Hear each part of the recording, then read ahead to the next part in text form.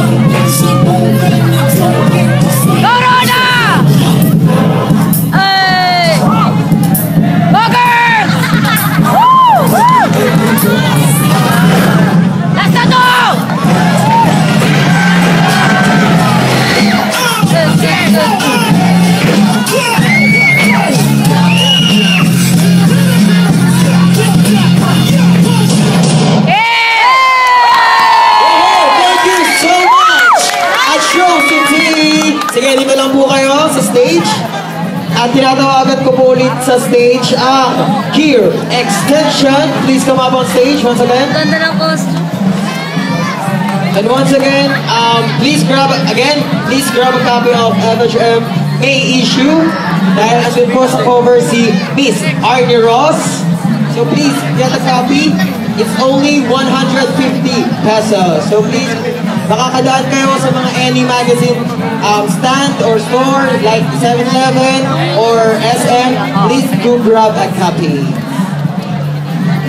So yeah, huwag na natin patagalin. Alam ko, excited na kayo at pawisan na kayo, pagod na kayo. So please, take it away, Mami Jem. Pupunta pa kami ng Victoria. Nalaban din kami doon. Congratulations muna and welcome to the grand final. Tama kayo. Okay, dito sa part na to, paglalabanan nila ng cash prize. Okay, para magkaroon pa ng magandang foundation ng group ninyo for costume and everything in it. Okay, for this round, ang pipiliin ko is yung group na may consistency simula round 1 hanggang ngayon. I choose this group. Yes, I chose 1 point. Myra Correll. Ayan, sige. Hindi ka. Go, sino? Pinag-usapan na na. Ito. Gear Extension. Right, Myra? Gear Extension. So, on. Go, Kuya Jasper. Ayoko sa upuan na to. Gusto ko talaga dito sa gitna. Mas maharot. Okay. Sayawan, okay. Kahit 5 piraso kayo, maganda sayawan nyo. Solido. And then sa kanila, kahit ganyan sila karami, ganun din kasolid. Tsaka hindi nagbago, malakas. Kahit... ganun din naman kayo, malakas din naman kayo. Kaya lang sa akin, ang nilamang lang sa akin, kumpleto silang bumalik. Okay? Yes! Kompleto! Sabihin pa nila, saan yung gagawin yan? Kompleto! Ganon din karami, ganon din kalakas. Di ba? O, sinisigaw na si Boy Kompleto. Okay, dahil dyan, Si Marvin na sisigaw. Finalist na nanalo ng 5,000 pesos in cash ay walang kundi ang Atrocity!